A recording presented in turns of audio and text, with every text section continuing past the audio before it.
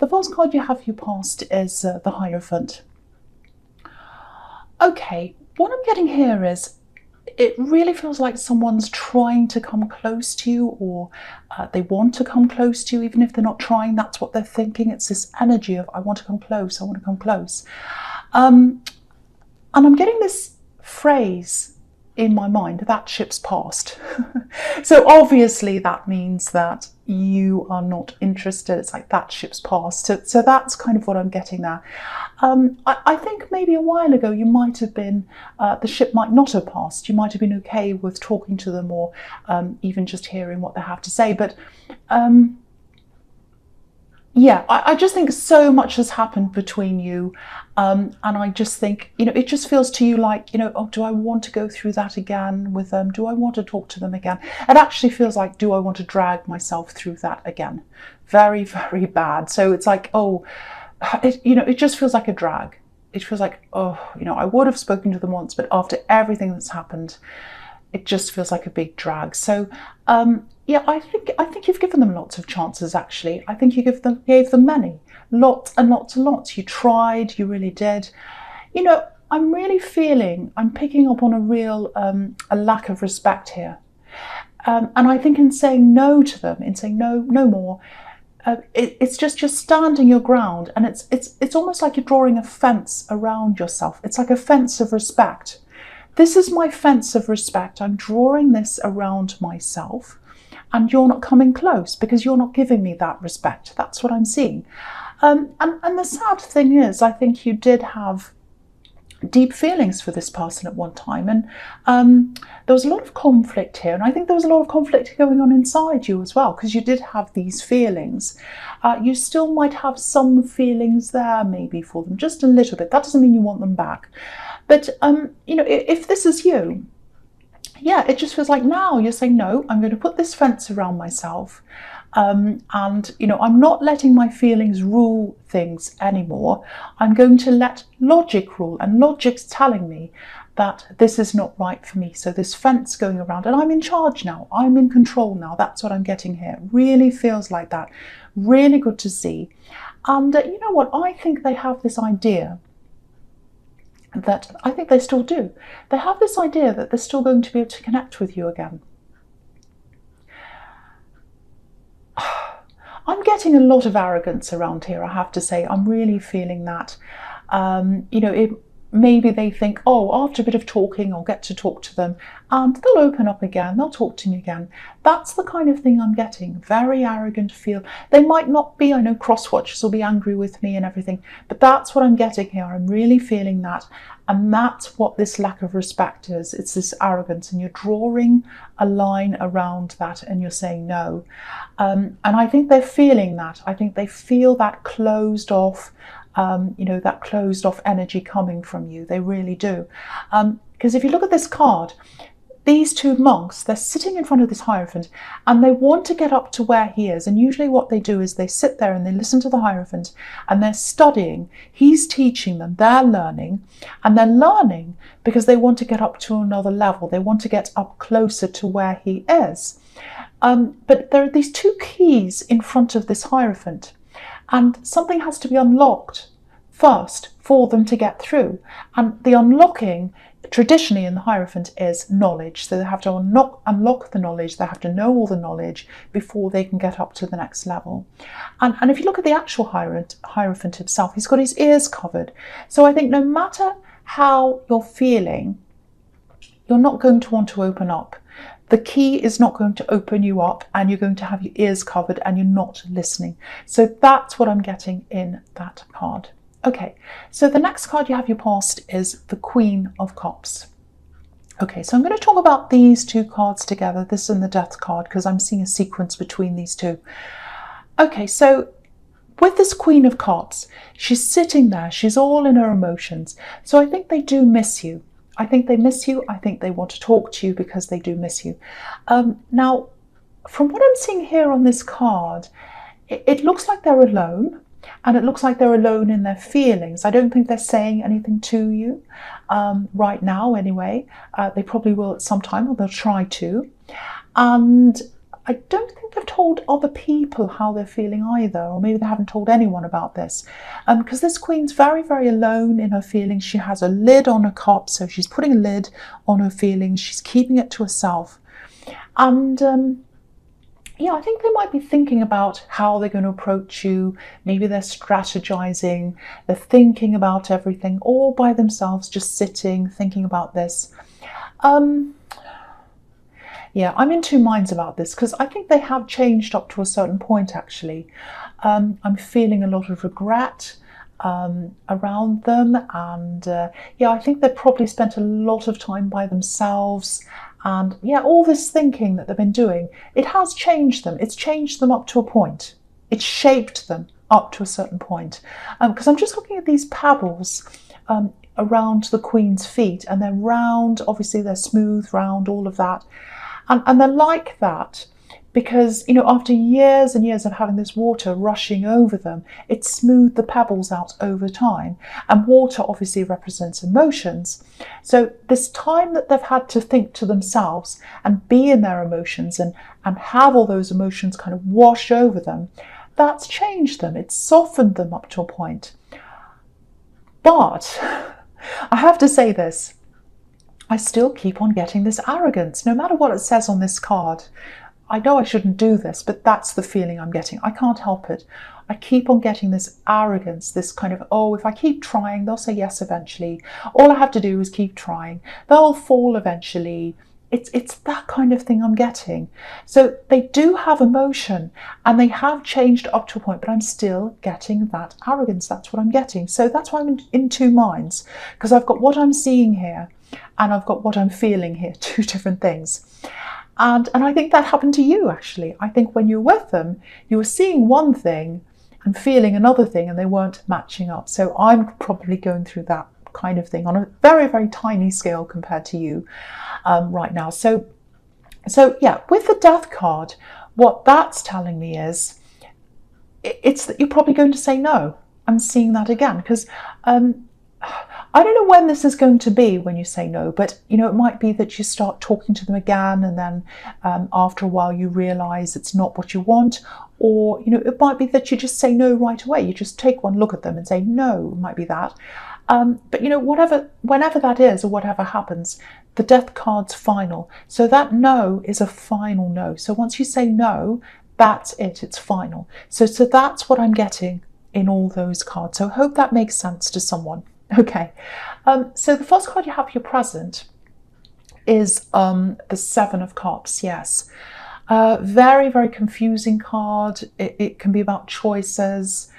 I am seeing love around you, new love, different love, not this ex. I'm seeing someone else around you. It's either one person around you, or you might have other choices in love. Someone else is around you. Now, obviously, this person in the Hierophant, they either don't realize that, or they do and they still think they have a chance with you anyway. And if that's the case, again, that confirms my arrogance theory. If someone thinks they can hurt someone and still have a chance with them, that's bad enough. But if someone thinks they have a chance with someone when they're with someone else, that's even worse. That's like massive arrogance to me, I have to say. That's what I'm getting, and this is kind of confirming that. So, but yeah, of course, with arrogance, there's always a fall that comes with that. You know, pride comes before a fall. That's the old saying. So if this person's really arrogant, there's some kind of fall coming to them. And that's what I'm seeing in this Death card. You know, they're going to come up against a brick wall. You're going to say no, and that's final. So I think that's where the fall might be, or it might be something else. Now, okay, there's something else here I'm getting. Yeah, I'm just seeing sudden clarity. Sudden clarity. It's like everything's all muddled, which is what this card's about, all mixed up, very confusing. And then it becomes suddenly clear to you. It's like, oh, it's clear all of a sudden. That's what I'm getting. Okay, so something's going to be revealed. There's a conversation here. Yeah, I think you're about to have some kind of conversation at some time soon. It feels like a love connection, and maybe that's why I was seeing new love in this card, because it feels like that. It doesn't have to be, but it feels like that to me. So if you're with someone in love, there's a conversation that's going to happen and it's going to have clarity.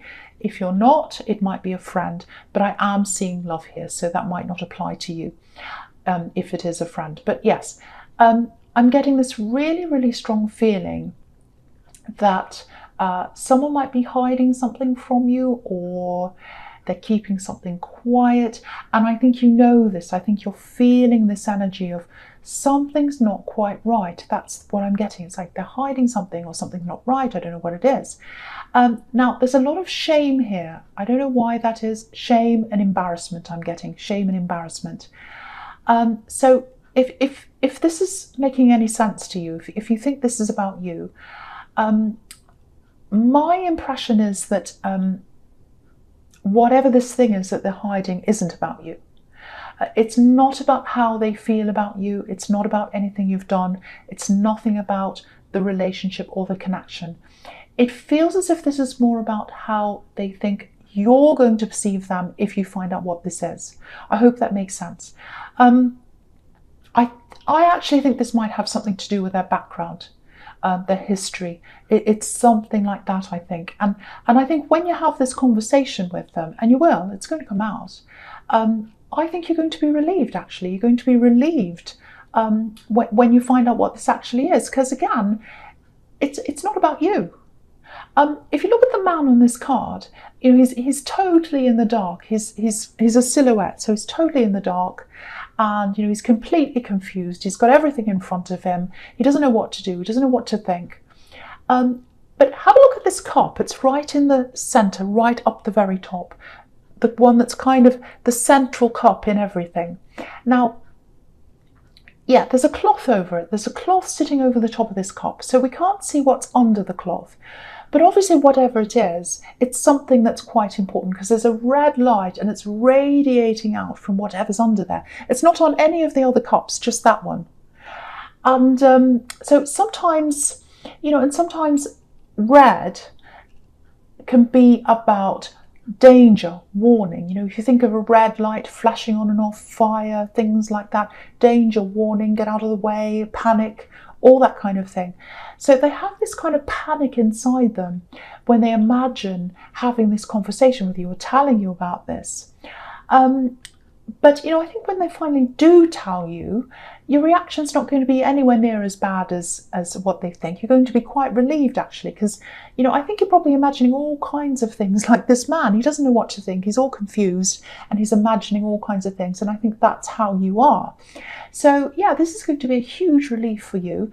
And that cloth is going to be lifted up and you'll be able to see what's underneath.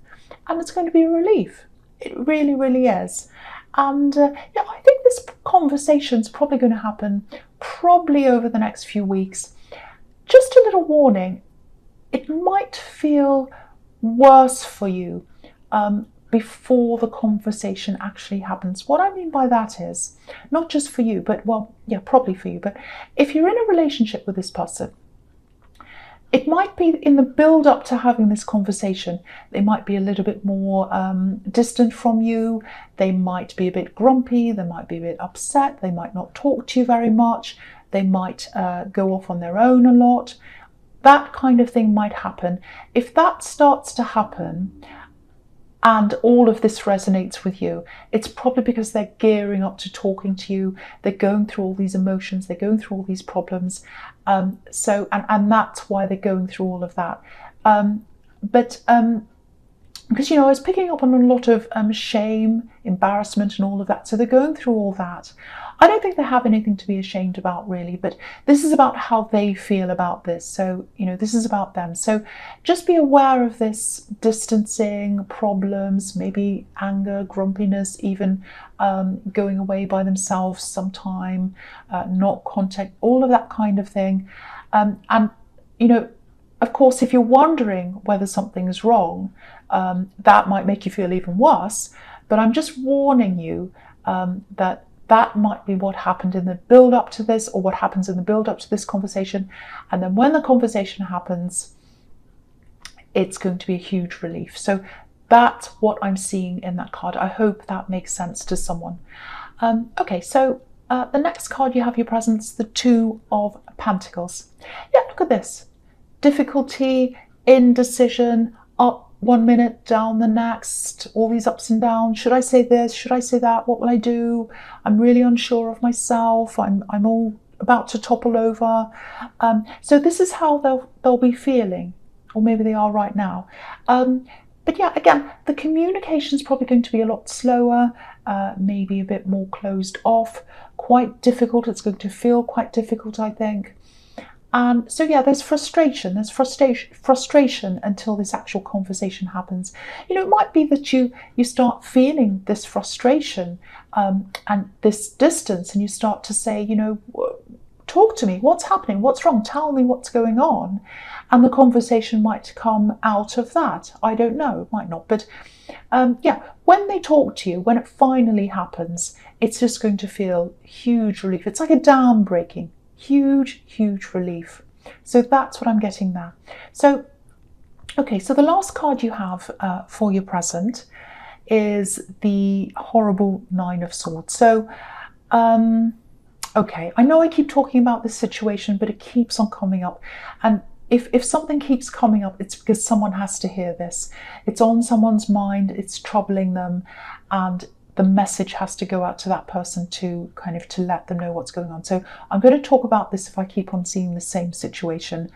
So yeah, there's something they've been carrying around for a long, long time, maybe a year, maybe longer than that.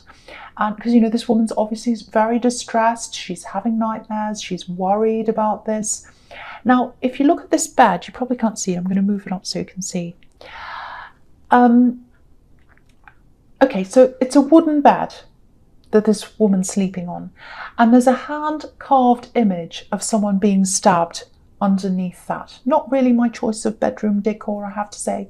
But anyway, it's underneath her, it's under her. So whatever's happened to this person, or whatever they've done, or whatever's happened, it's happened in their past. It's behind them, it's beneath them, because this is beneath this woman, and that's what's making her worry.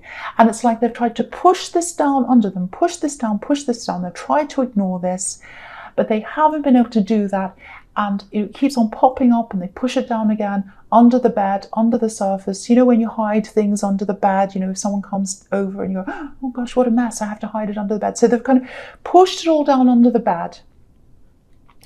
And it obviously hasn't worked for them because it's really stressing them out. And, you know, it's really heartbreaking to see something like this. And it's almost become a cage for them. Look at these swords. It looks like they're forming a cage around this poor woman. So, you know, when this all comes out, it's not just you that's going to be relieved. It's them as well. It's going to be a huge relief for them because they're carrying around this big burden. They're finally going to drop this, and it's going to be really amazing for both of them. Sorry, both of you, you and them, I'm trying to say. Okay, so I'll go on with the next card, which is the future card, which is the Three of Wands. Okay, so I'm seeing a bit of a sequence here as well. I'm looking at all of these three cards down here. Now, I'm going to talk about all three of these cards together. I'm not speaking very clearly, I know. So I'll just tell you what I'm seeing with all of these cards. Big sequence here. Looks very good, looks very positive. There's a work situation I'm getting here. Now, it is work, but it feels like more than work. It feels as if this, I don't know if this is going to make any sense to you, but it feels like this work thing, or whatever this is, it belongs to you. So it might be that you're handcrafting something, that you're making something, that you're building something. It might be a business. It might be something that's really, really, really central to you and who you are. That's what I'm getting there. Now, I think in this past year, it's been a starting point for you with this. So I think you started on this thing, and again, it feels like it's yours. I keep on getting this. It's your thing. It's personal. It's yours. And you really, really wanted to progress with this, but I think the progression's been a little bit slow for you this year. There's a lot of confidence around you, so it's not that you have a lack of confidence. I'm not getting that.